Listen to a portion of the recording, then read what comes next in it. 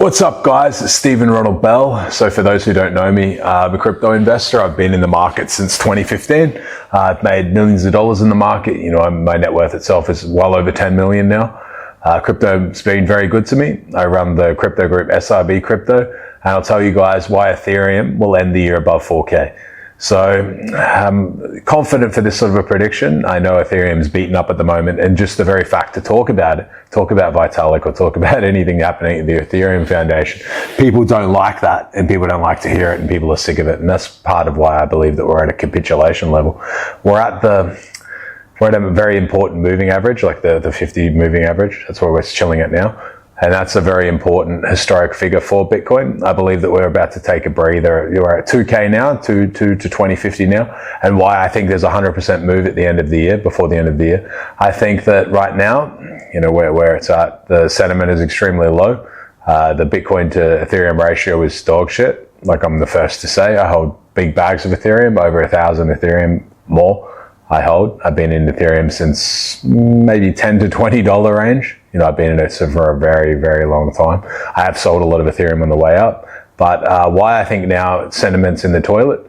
The market for Ethereum is very different to the markets for like Solana. So I see Solana itself, and so you've got Solana, Sui, we've got Solana, Sui, ADA, a couple of the others around that. Now we've got Abstract as well, it's coming out. We've got Base Chain as well coming out. But why I think that Ethereum itself is still undervalued for a 100% move. Ethereum's value proposition into the future is going to be real world assets. It's going to be money markets running on Ethereum. It's going to be staking rewards, like a staking dividend concept. So if you stake to protect the network, you stake your Ethereum, you get your 4 or 5% back in Ethereum, and people will understand that concept via ETFs will actually give that dividend out. See, if ETFs for Bitcoin will never give you a dividend for holding your Bitcoin, like they won't stake. There's not really a staking concept unless it's it's a centralized concept in that.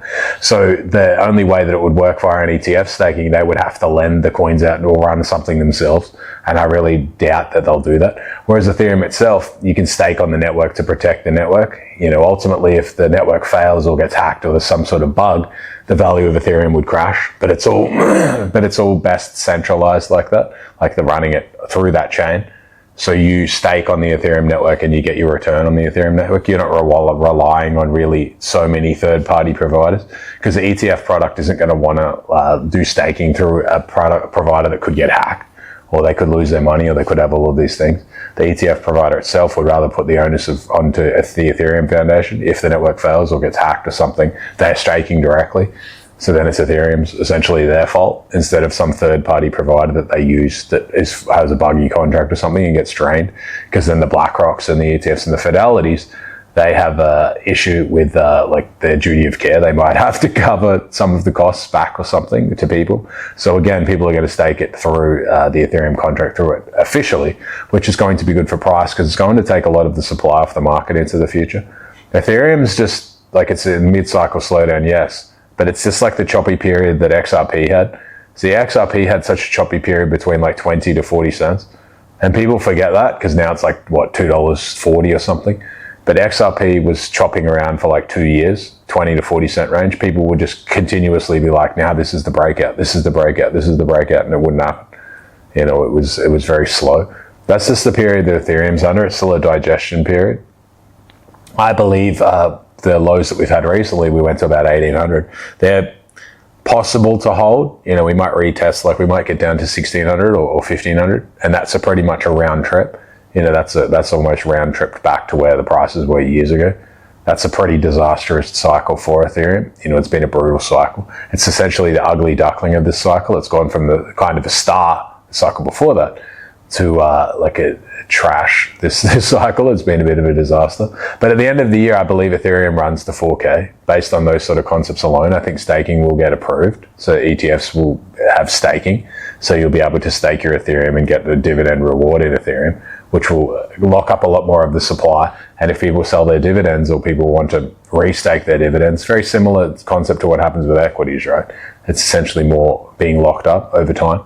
And then Ethereum, I wouldn't say that. I think the deflationary model of Ethereum, we have yet to see that. Like, we need more utility for Ethereum. Ethereum has a problem with the layer twos.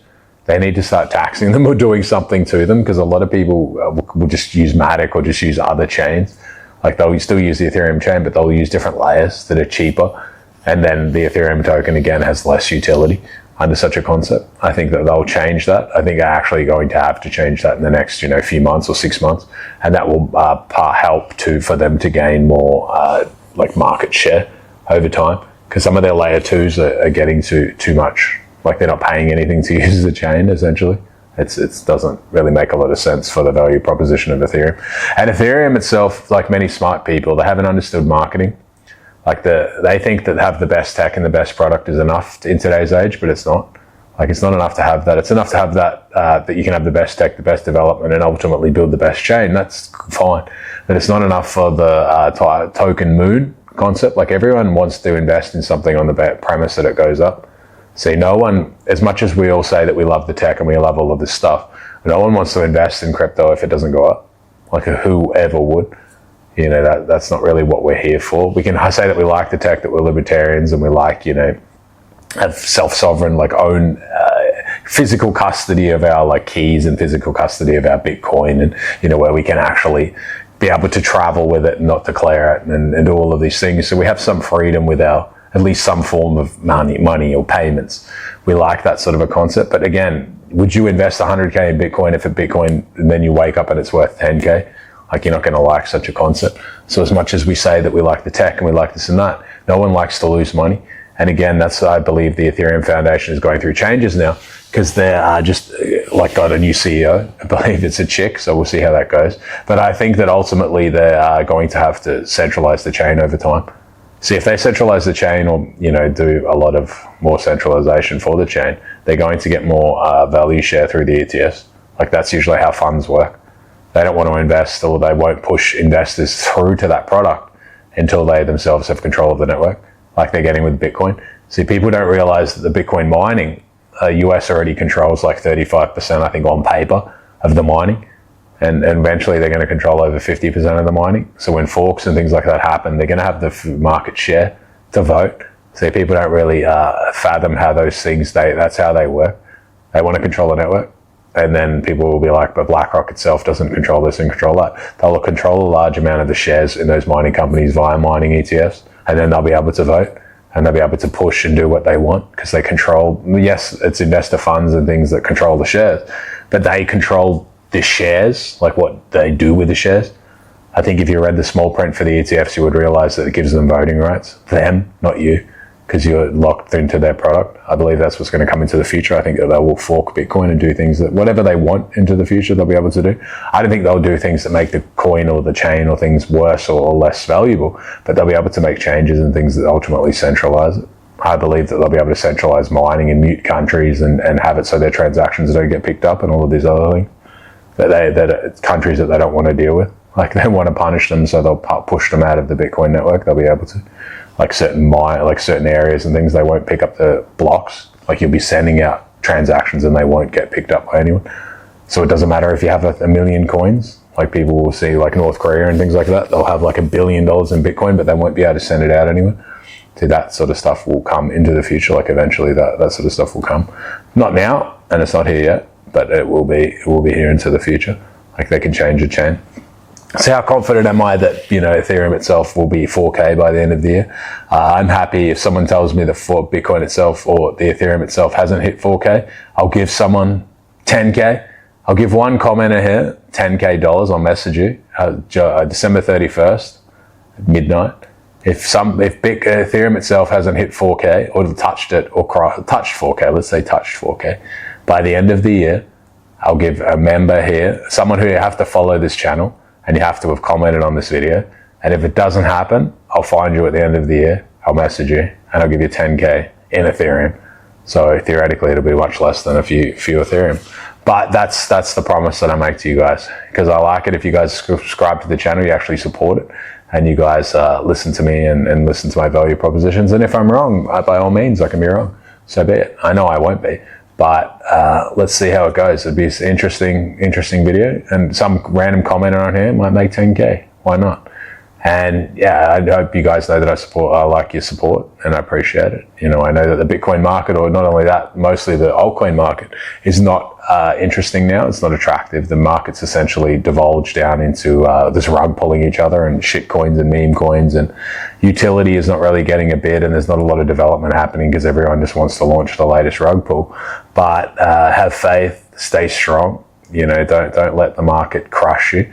It's always darkest before the dawn. I've been in crypto since 2015. Like I said, I've sat through the drops from the virus that we had, the China virus, where we dropped like, you know, I remember Ethereum was $250, and then I woke up one day and it was like $85. It had fallen in like a few days. My net worth had gone down like over 50% in like a couple of days. So that's the nature of crypto. That's what happens. You know, that's the thing. It's the high beta play. It's the extreme silver to gold.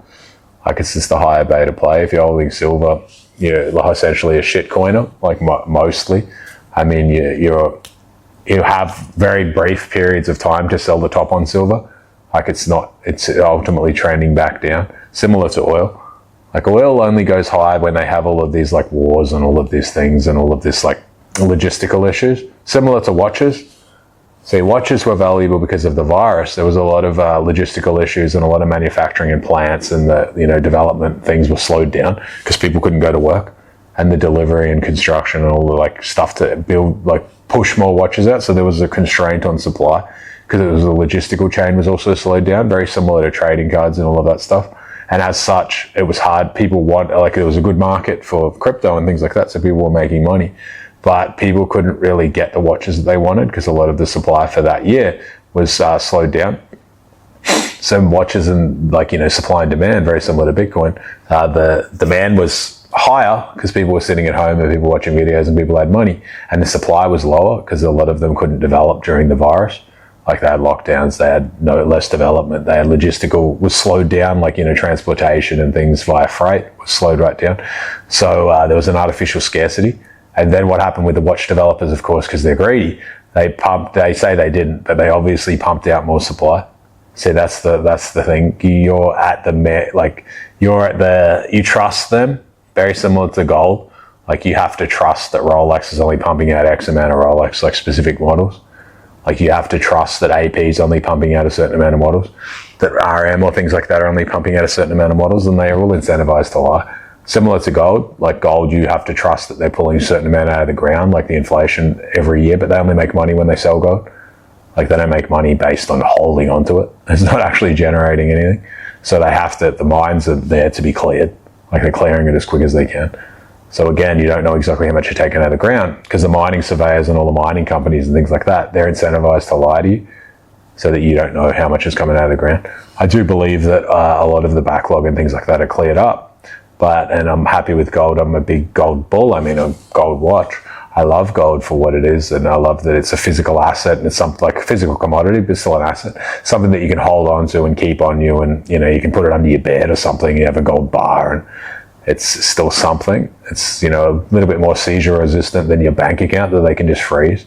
You can pass it to people. Like, if you died or something, you can pass it to your kids directly.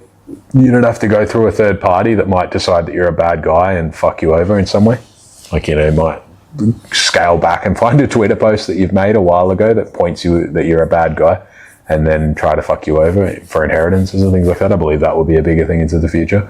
If you're a determined issue, you can be punished into the future financially. I think that will be more of a thing. Debankings and like bank issues and all of that stuff will be more of a thing into the future again. Eventually there'll be like a digital ID system where you can't log on online without them knowing who you are. Like, or it'll all be documented. Like, there won't be anons sitting there being able to post anonymous stuff anymore. It won't happen in 5 years time. That stuff will have died out, and then you'll be responsible for what you say. So if you say certain things that go against the agendas, you'll be punished. Like, very similar to what's happening in the UK. Like, are you aware that people are getting jailed in the UK for Twitter posts? Like, posts about, it can be posts on immigration, it can be posts on things that they don't agree with, like woke causes or something like that. People posting about, like, exposing certain people getting very low sentences for certain crimes against children and against women. And then the police are coming to their house and arresting them and locking them up. The person who made the post. Like, are you aware that people in London, a beautiful big city, are going to prison for Twitter posts that people don't agree with? Like far right, they're getting labelled a far right extremist and put in prison based on posts on Twitter. Like that's happening today. Like it's happening today. I've known, or I've definitely heard of people that are in jail for such a thing. You know, such a crime. They're actually using police manpower and police resources to go around and round up people for Twitter posts and lock them up. And they're being locked up and for like getting 12 months to 2 years. People getting 6 to 12 months for a first offence. They've never committed a crime. The crime is entirely non-violent, and they're being locked up with criminals, like not in minimum security, not with like fraudsters or people who commit financial crime. They're being locked up with people who committed violent crimes, and they're very likely being abused in prison because they're not criminals. See, when you're a criminal, you harden up to the idea of being around criminals. You're fine to be around criminals. It's okay because you're one of them. But when you're a normal person posting on Twitter and walking a normal job and just could be a good guy, and you post on X or something like that, and then the police come and round you up and lock you in prison, that's with no bail. Like, why are you not allowed to get bail? You're not at risk. Like, you're a non-violent offender. So how are you not able to get bail?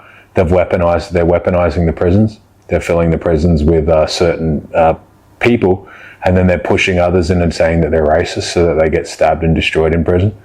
They are weaponizing the prisons in that sort of regard. So then others look at it and they're like, fuck, I have to be very careful with what I say, because if I say the same things as this person said, I could go to prison and then something bad will happen to me in there, because that will. Eventually they're going to fill the guards and fill up leadership and things in prison with people from one specific group, and they're going to be punishing people who look like this. Like, yeah, that's what's coming.